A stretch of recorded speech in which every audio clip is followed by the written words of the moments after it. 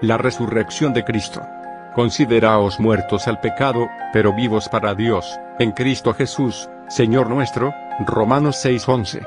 Bendito el Dios y Padre de nuestro Señor Jesucristo, que según su grande misericordia nos hizo renacer para una esperanza viva, por la resurrección de Jesucristo de los muertos. 1 Pedro 1:3. De cierto os digo, que si el grano de trigo no cae en la tierra y muere, queda solo, pero si muere, lleva mucho fruto. Y decía esto dando a entender de qué muerte iba a morir. Juan 12:24, 33. Ya no hay judío ni griego, no hay esclavo ni libre, no hay varón ni mujer, porque todos vosotros sois uno en Cristo Jesús. Gálatas 3:28. Hemos visto lo que significa estar en Cristo y como nosotros que creemos en Él fuimos crucificados con Cristo. No necesitamos buscar medios por los cuales morir, porque ya hemos muerto en Cristo. Tenemos un hermano que antes era militar. Nos dijo que, de acuerdo a los reglamentos del ejército, cualquier soldado que desertase por miedo sería fusilado. Cierta vez habló de este reglamento a unos pocos soldados bajo su mando. Les dijo que la ley militar, esto es los reglamentos del ejército, es más estricta que cualquier otra ley. Muchos soldados eran tan humillados y hasta maltratados por sus superiores, que ya no podían aguantar más. Pero, una vez que un soldado moría quedaba libre de su superior. El oficial podía afligirlo solamente hasta que moría, después ya no podía afligirlo más. Así también es en cuanto a Cristo. La naturaleza pecadora de Adán ejerce gran poder en nosotros. Abre la puerta a Satanás para que nos controle y azote. Pero una vez que hemos muerto en Cristo, hemos escapado de ser atormentados por Él. Todo lo que hemos dicho hasta este punto se refiere al lado negativo de resolver nuestros problemas. Ahora, sin embargo, consideremos lo que Dios ha hecho por nosotros en forma positiva. Dios había puesto a Adán como cabeza de la humanidad. Pero, después que Adán pecó, todos los seres humanos han llegado a ser pecadores por nacimiento, porque todos están en Adán. ¿Cómo, pues, podría Dios libertarnos del pecado? La forma en que Dios nos salva es estableciendo un nuevo comienzo en Cristo. Cristo es hecho cabeza de la nueva humanidad, del mismo modo en que Adán fue cabeza de la vieja humanidad. Hoy Dios nos pone en Cristo para que seamos hechos su pueblo, tal como antes pertenecíamos a Adán. Porque ninguna persona es independiente, está en Adán o está en Cristo. En el cielo hay solamente un hombre, del mismo modo como en el infierno hay solo un hombre. La cuestión es, ¿dónde estás tú hoy? ¿Dónde vives? Recuerda que derivamos nuestra existencia de Adán, pero que hemos entrado en Cristo por medio de la muerte de Cristo. La resurrección de Cristo llega a ser el principio de una nueva creación. Es muy extraño que en ninguna parte de la Biblia se nos dice que creamos en la muerte de Cristo. La Biblia solamente nos dice que creamos en su resurrección. Pablo dijo, y si Cristo no resucitó, vana es entonces nuestra predicación, vana es también vuestra fe. 1 Corintios 15:14. Porque la muerte de Cristo es negativa, pues concluye el pasado, pero su resurrección es positiva, porque nos da nueva vida para que podamos servir a Dios. En el momento en que Cristo fue resucitado, todos los que estaban muertos en Él fueron también resucitados para andar en novedad de vida y ser tornados en nuevas criaturas ante Dios. Nuevo nacimiento por medio de la resurrección de Cristo. 1 Pedro 1:3 menciona algo maravilloso, y es que Dios nos hizo renacer para una esperanza viva, por la resurrección de Jesucristo de los muertos. Hoy en la cristiandad la gente a menudo habla acerca del nuevo nacimiento. Sin embargo, pocos saben realmente cómo nacemos de nuevo. Algunos dicen que nacemos de nuevo por medio de la cruz. Mas, Pedro nos ha dicho que es por la resurrección de Jesucristo que nacernos de nuevo. En otras palabras, si Cristo no hubiera resucitado de los muertos, no podríamos nacer de arriba, porque aún estando nosotros muertos en pecados, Dios nos dio vida juntamente con Cristo, por gracia sois salvos, y juntamente con Él nos resucitó. Efesios 2:5-6. El nuevo nacimiento nos es dado para que podamos obtener la vida de Cristo, y esta vida nos fue dada cuando Cristo resucitó. Cristo tuvo que morir primero y luego fue resucitado. Sin morir primero, no podía ser resucitado, ni tampoco darnos vida. Gracias a Dios, Cristo murió y fue resucitado, y por eso Él ahora puede darnos nueva vida. Permítame explicar algo relativo a la muerte y resurrección del Señor Jesucristo, para darnos alguna idea de la vida victoriosa que hemos recibido en Cristo. Cuando el Señor Jesucristo estuvo en la tierra, usó la parábola del grano de trigo. Leamos en Juan 12:24. El Señor dijo, de cierto os digo, que si el grano de trigo no cae en la tierra y muere, queda solo, pero si muere, lleva mucho fruto. En el mismo capítulo, en el versículo 33, leemos que él aclaró que la muerte del grano de trigo se refería a su propia muerte. Un grano de trigo difiere de un grano de arena. Hay vida en el grano de trigo, pero no hay vida en un grano de arena. Sin embargo, si el grano de trigo no cae en tierra y muere, continuará siendo apenas un grano de trigo después de miles de años. Por eso, un día el Señor Jesucristo, ese grano de trigo, cayó en Belén y murió en el Calvario. Entonces, en su resurrección nacimos de nuevo, recibiendo su misma vida. Si Cristo no hubiera dejado el cielo y venido a la tierra, hubiera sido él solo. Porque la Biblia nos dice que Cristo es el unigénito Hijo, 1 Juan 1:18. El unigénito Hijo significa el único Hijo. Dios Padre ama a su unigénito Hijo, pero disfruta también del placer adicional de tener muchos hijos. Hebreos 2:10. Dios quería que su unigénito Hijo llegue a ser el Hijo primogénito, para que así él pudiera tener además muchos otros hijos. En el Evangelio de Juan, Cristo es presentado como el unigénito Hijo de Dios, pero en Romanos 8:29 y en Hebreos 2, Cristo es presentado como quien ha llegado a ser el Hijo primogénito de Dios.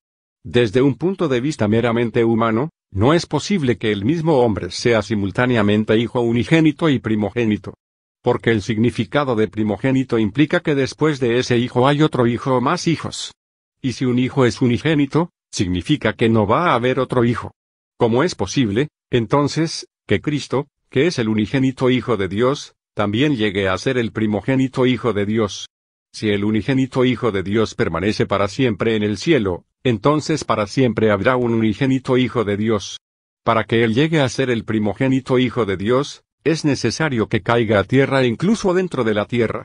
Y así, un día Cristo cayó del cielo a Belén y luego murió. Hay dos aspectos de la muerte de Cristo. El primer aspecto tiene que ver con su muerte expiatoria al cargar con nuestros pecados. El segundo, no se relaciona con su muerte expiatoria, sino con su muerte como medio de lograr que su vida sea liberada para ser vivida dentro de nosotros. La vida de Dios es liberada a través de la muerte. Leamos Lucas 12:49, que es el versículo más profundo del Evangelio de Lucas. Allí consta que el Señor Jesucristo declara, fuego vine a echar en la tierra, y que quiero, si ya se ha encendido.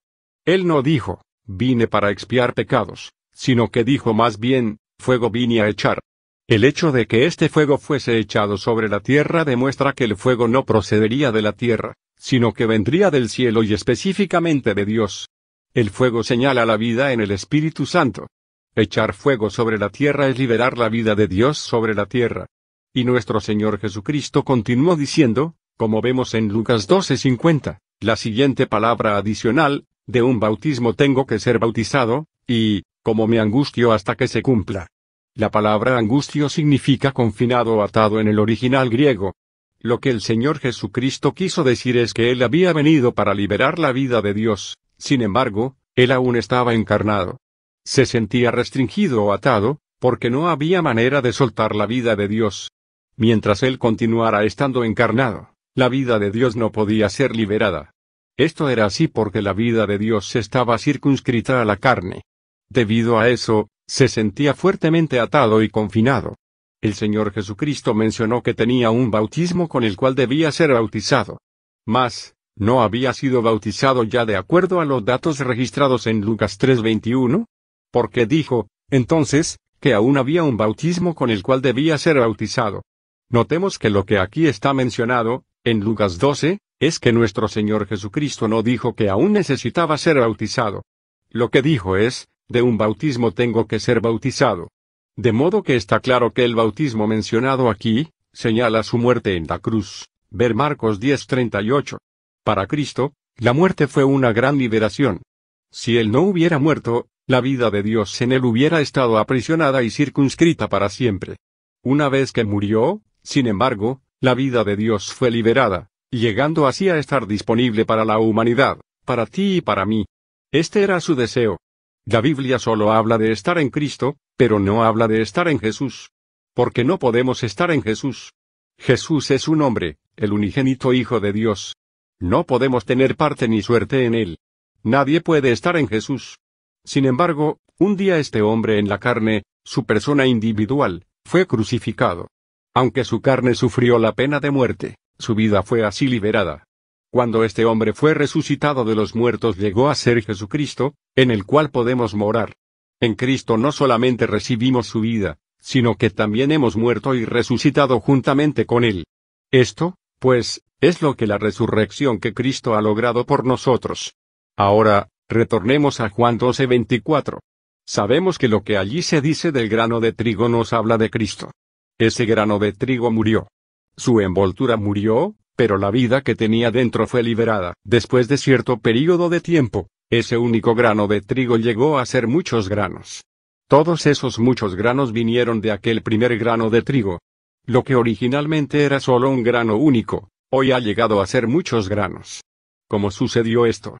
Fue por medio de ese único grano que cayó a tierra. Solo Cristo murió en el mundo por nosotros. Llenaron su cuerpo de múltiples heridas y así, su vida fue desatada y liberada. En su resurrección, Él vino a ti y a mí, y así llegamos a ser los muchos granos. Nuestra nueva vida vino de Cristo, el primer grano de trigo. Nuestra nueva vida fue distribuida a todos nosotros por Cristo. Debido a eso, ahora sabemos lo que significa el hecho de que Cristo es la cabeza y nosotros los miembros de su cuerpo. Hoy esa nueva vida está en nosotros, muy dentro de nosotros, y viene de Cristo. Ese es el proceso por medio del cual Dios nos engendra en Cristo. Originalmente, el Señor Jesucristo era el unigénito Hijo de Dios, pero después de su muerte y resurrección, fueron producidos muchos granos. Así Él llegó a ser el primogénito Hijo de Dios, y nosotros, los muchos granos, llegamos a ser los muchos hijos de Dios. En el día de su resurrección, el Señor Jesucristo dijo a María Magdalena: «Subo a mi Padre y a vuestro Padre, a mi Dios y a vuestro Dios». Juan 22:17b. 3 días antes, Él no hubiera podido decir eso, pero pudo declarar estas palabras en el día de la resurrección. Porque, antes de su muerte, Él no tenía todavía tal relación con nosotros, pero, después que fue resucitado de entre los muertos, Él nos dio su vida.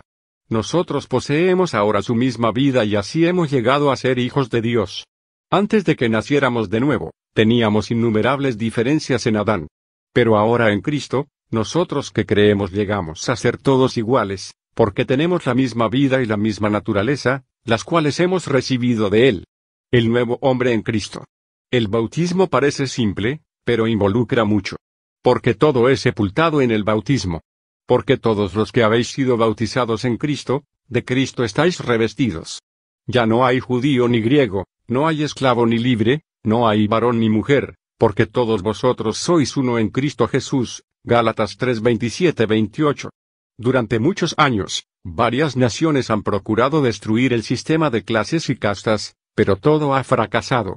Tal vez logren romper la relación entre hijos y padres, pero otras relaciones siguen perdurando. Sin embargo, en Cristo toda clase de distinción, incluyendo distinciones nacionales, distinciones entre hombre y mujer, nivel social, etc., es eliminada. En Cristo llegamos a ser uno. Les ruego recuerden que esta unidad está íntimamente relacionada al bautismo mencionado en el verso 27. Cuando entras en el agua bautismal para ser sepultado, es cuando confiesas que tu viejo hombre ya ha muerto. Una vez que llegas a ver que tu viejo hombre, y todo lo que pertenecía a ese viejo hombre, ya fue crucificado con Cristo, pides ser bautizado por inmersión. De modo que, al entrar en el agua bautismal eres aún uno con Adán, pero cuando sales del agua eres ya nuevo en Cristo. Al salir del agua en la cual fuimos sepultados, todas las distinciones y diferencias que había en Adán quedaron bajo el agua y fueron sepultadas. Ahora tenemos a Cristo como nuestra vida. Hemos llegado a ser cristianos y, por lo tanto, podemos ser uno. Ya no hay judío ni gentil. Porque se refería Pablo en Gálatas 3:28 al judío y al griego, gentil. Hablando de manera general, los judíos de antaño eran una nación orgullosa. Se sentían tan superiores a todas las demás naciones, llamadas gentiles, que consideraban a los gentiles como si fueran perros, y peor aún, como cerdos. Si tú como gentil hubieses tratado de dar limosna a un mendigo judío, éste hubiera rechazado tu dádiva. porque en todo el mundo los judíos se consideran el único pueblo elegido por Dios. Sus conceptos raciales son sumamente estrictos. Era imposible unir a los judíos y gentiles para que fuesen uno. Sin embargo, después que creyeron, aceptaron a Cristo y fueron bautizados, el judío en ellos no podía ser resucitado de los muertos, porque solamente la parte que está en Cristo resucita. El bautismo pone a prueba si realmente estás en Cristo. ¿Estás aún bajo distinciones nacionales, o bajo la distinción de ser un esclavo o un hombre libre?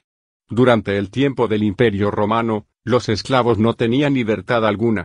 La distinción entre un esclavo y su amo era sumamente grande. Sin embargo, todos los que son bautizados dentro de Cristo llegan a ser uno en Cristo. Ya no existe distinción alguna, ni nacional, ni racial, ni de hombre o mujer, ni de clase o nivel social. Ya no hay esclavo ni libre. En Shanghái, tengo un hermano en Cristo que cocina para mí. En casa, lo llamo por su nombre. En la reunión de la iglesia lo llamo hermano. Cierta vez, en un evento de la iglesia lo llamé para que se sentase frente a mí. Me dijo, Señor Nee. Pero yo le respondí, en Cristo no hay siervo ni patrón. No deberías llamarme Señor Nee, deberías llamarme hermano. Allí en Shanghái también había una hermana cuyo esposo aún no era salvo. Durante un invierno, 3 años atrás, ambos oraron juntos. La esposa oró primero, luego el esposo oró también. Entonces los dos llegaron a ser marido y mujer en el Señor. El día en el cual el esposo iba a ser bautizado, les hablé diciendo que, desde el día en el cual se casaron hasta ahora, la relación entre ellos era de esposo y esposa. Pero después del bautismo de esa noche, su relación en Adán fue sepultada. De ahí en adelante estaban unidos, eran uno en Cristo. Cierta vez en Canadá, conocí a un hermano. Le pregunté si su padre era salvo. Me respondió que su padre era también un hermano y que ahora eran uno en Cristo. También en cierta ocasión, durante un evento de la iglesia, presenté públicamente a mi tío, llamándole hermano. En las familias existe siempre la distinción según la carne, pero en Cristo y en la iglesia ya no existe tal regla 65 en la carne. Porque todos somos uno en Cristo. A menudo he dicho que en el hogar llamamos hijos a nuestros hijos, sin embargo, en la iglesia, son llamados hermano y hermana. En Kaifeng, en la provincia de Henan, muchos oficiales del gobierno creen en el Señor Jesucristo. Cuando fui invitado a predicar allí, un hermano me presentó a los cristianos que allí había. Al presentarlos, identificó a uno como, fulano de tal, jefe de gobierno. Lo interrumpí diciéndole que ya habíamos salido de Adán y habíamos entrado en Cristo, de modo que hoy todos somos hermanos. 2 de ellos eran jefes de departamentos gubernamentales. Cuando vinieron a Shanghái, fueron hospedados por los hermanos. Durante la comida, un hermano se iba a referir a uno de los invitados como jefe fulano de tal, pero cuando me miró, cambió inmediatamente su plan diciendo, lo siento, porque debe ser, hermano fulano de tal. Aleluya. Hoy todos hemos dejado a Adán por medio de la muerte y ahora estamos unidos a Cristo por medio de la resurrección. Ahora estamos en Cristo. Somos los muchos hijos de Dios y los hermanos amados. No hay varón ni mujer. En Cristo no hay distinción entre hombre y mujer. La Biblia habla de hijos de Dios. Hermanas, ¿quiénes son ustedes ahora? Debido a la vida del Hijo de Dios en ustedes, ahora han llegado a ser hijas de Dios. Es cierto, son femeninas de acuerdo a la carne, pero ahora ustedes tienen dentro de sí mismas la vida del Hijo de Dios, cuya vida es la de un Hijo de Dios, por lo tanto ustedes las hermanas son también hijos de Dios. Cierta vez un hermano dijo que podríamos llamar a los hermanos como hermanos varones y a las hermanas, hermanos mujeres. Esta palabra resulta bastante correcta. Ciertamente, en 2 Corintios 6:18 se menciona, vosotros me seréis hijos e hijas, dice el Señor Todopoderoso, pero allí, sin embargo, no se refiere a nuestra relación en Cristo. Por ello, no contradice a Gálatas 3:28. En Cristo, todos somos hijos de Dios. No hay distinción entre hombre y mujer. Este es el hecho glorioso. La correcta actitud de los cristianos. Consideraos muertos al pecado. Siendo este el caso, ¿qué tipo de actitud deberíamos adoptar hoy? Romanos 6:11 nos da la mejor explicación. Consideraos muertos al pecado, pero vivos para Dios en Cristo Jesús. Si la frase en Cristo Jesús faltara, no habría fe cristiana. Nuestro estar muertos y nuestro estar vivos aquí mencionados son realidades en Cristo. He leído Romanos 6:11 innumerables veces y hasta he predicado este texto muchas veces, pero a menudo he olvidado esta frase, en Cristo Jesús. El hecho es que si no estamos en Cristo, no hay manera posible de que nos consideremos muertos al pecado, ni tampoco nos sería posible morir. Estamos muertos al pecado en Cristo, no en nosotros mismos. Deberíamos decirle francamente al Señor Jesucristo: oh Señor, cuando me miro a mí mismo, encuentro que no estoy muerto, porque aún estoy vivo y listo para pecar. Aún hoy me gusta pecar. Pero te doy gracias, porque me dices que yo ya he muerto en Cristo. Ahora creo que ya he muerto en Cristo. Esto es fe. La muerte viene por medio de la fe, no por obras. No es que trato de morir cuando me viene la tentación de pecar. No. Hemos muerto en Cristo, porque Dios nos ha crucificado en Cristo. En nosotros mismos estamos vivos, pero en Cristo estamos muertos. Esta muerte es en Cristo. No es algo de ayer, ni siquiera de hoy. Es algo que ya ha sido logrado, porque ya estamos muertos en Cristo. Este es un hecho ya logrado. Consideraos vivos para Dios en Cristo Jesús. Romanos 6:11 dice que, por una parte, nos consideremos muertos al pecado. Este es el lado negativo de lo que tenemos en Cristo. Pero, por otra parte, continúa diciendo que nos consideremos como vivos para Dios en Cristo Jesús. Ese es el lado positivo de lo que tenemos en Cristo. En Cristo hemos muerto y luego hemos resucitado. La resurrección nos trae los frutos del Espíritu Santo, es decir, el vivir expresando los diversos méritos de la vida de Dios. Tú no puedes producir esos méritos por ti mismo.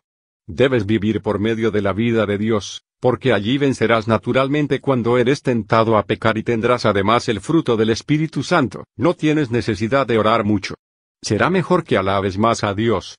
Cuando la tentación venga a ti y Satanás te recuerde que aún estás viviendo en ti mismo, porque no has muerto, dile que ya no estás más en ti mismo, sino que ahora estás en Cristo y que en Cristo estás vivo para Dios. La victoria está en Cristo. La vida victoriosa no llega a ti por medio del consideraos. La victoria te llega porque estamos en Cristo. La victoria solamente está en Cristo. Permítanme usar nuevamente la ilustración de la lámpara eléctrica. La lámpara se ilumina porque está en contacto con la electricidad. El origen de la electricidad es la compañía generadora. La lámpara eléctrica no puede dar luz por sí misma. Solamente se ilumina cuando está conectada con la compañía generadora de electricidad. Permítanme usar otro ejemplo. Consideren la manera en que un tranvía eléctrico de Shanghái y un automóvil se ponen en marcha. Ni el tranvía, ni el automóvil pueden andar por sí mismos. El tranvía anda mientras está en contacto con la electricidad, mientras que el automóvil anda por medio del poder de combustión de la gasolina. Por esta razón, el poder del automóvil es algo limitado, porque, cuando se le acaba la gasolina, el automóvil queda parado. Ahora bien, nuestra vida no es como la de un automóvil con una cantidad limitada de gasolina, más bien, está de acuerdo con el principio del tranvía. Mientras permanezcamos en Cristo, todas las riquezas de Cristo fluirán continuamente dentro de nosotros y, por eso, no nos será necesario preocuparnos acerca de pecar. Todo lo que hoy importa es si tú estás en Cristo. Si en esta sala en la cual ahora estamos hubiera entre nosotros algunos amigos que no son salvos, permítanme decirles que desde el momento en que entran en Cristo y se relacionen con Cristo, todas las riquezas de Cristo fluirán dentro de ustedes. Tal es la gracia de Dios, que podemos recibir todo sin hacer nada. La muerte termina con todo. Termina con la vida en Adán y sepulta todas las cosas anteriores. La resurrección es el comenzar de una nueva vida. La resurrección es positiva, porque nos trae una nueva vida en Cristo.